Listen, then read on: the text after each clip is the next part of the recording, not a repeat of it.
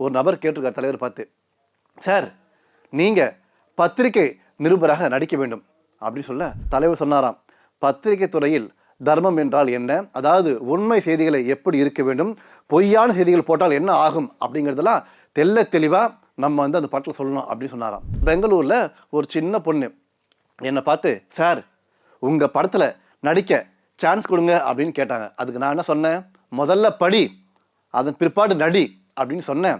அந்த பெண்மணி தான் இவங்கன்னு சொல்ல அவருக்கு மிகப்பெரிய சந்தோஷம். அவங்க யார் தெரியுமா? மரியாதைக்குரிய பாரதி மேடம். தலையெழுத்து மட்டும் ஒருவனை ஆட்டி வைப்பதில்லை, பத்திரிகைகள் எழுதும் எழுத்தும் நாட்டையே ஆட்டி வைக்கும். அப்படிப்பட்ட அற்புதமான துறை தான் பத்திரிகை துறை. தலைவருக்கு ரொம்ப பிடிக்குமா.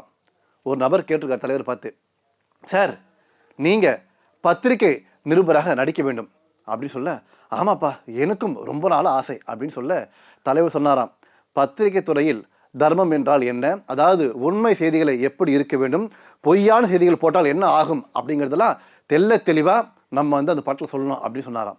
அப்படியாப்பட்ட அற்புதமான திரைப்படம் தான் என்ன படம்? சந்திரோதயம். அந்த திரைப்படத்தை ரொம்ப அழகாக இயக்கியிருப்பார் மரியாதைக்குரிய இயக்குனர் கே சங்கர் சார். அந்த படத்தில் பார்த்தீங்கன்னா ஒரு நாள் ஷூட்டிங் போயிட்டே இருக்கு.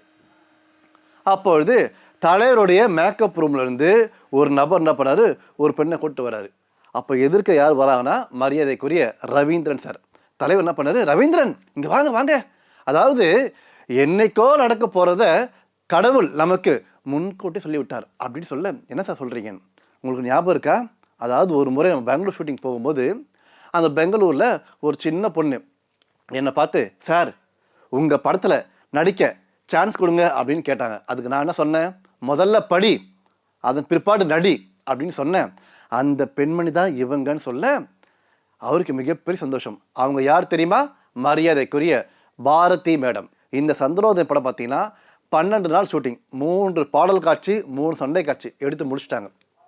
அதில் முக்கியமாக பார்த்தீங்கன்னா காசிக்கு போகும் சன்யாசி இந்த பாட்டு சென்னையில் மிருக காட்சி சாலையில் ஷூட் பண்ணாங்க. அதாவது மக்கள் திலகம் எம்ஜிஆர் பார்த்தீங்கன்னா 2 சிங்கத்தை வளர்த்து வந்தார். அவரே மிகப்பெரிய சிங்கம். அதில் ஒரு சிங்கம் இறந்து போய்விட்டது.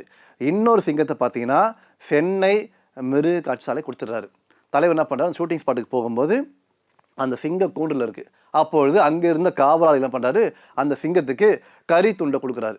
தலைவர் என்ன பண்ணுறாரு, நான் கொடுக்குறேன்னு சொல்லிட்டு அந்த கறி துண்டை வாங்கி கொடுக்குறாரு. அந்த சிங்கம் பார்த்தீங்கன்னா சின்ன வயசுலேருந்தே தலைவரை பார்த்து பார்த்து வளர்ந்த சிங்கம்.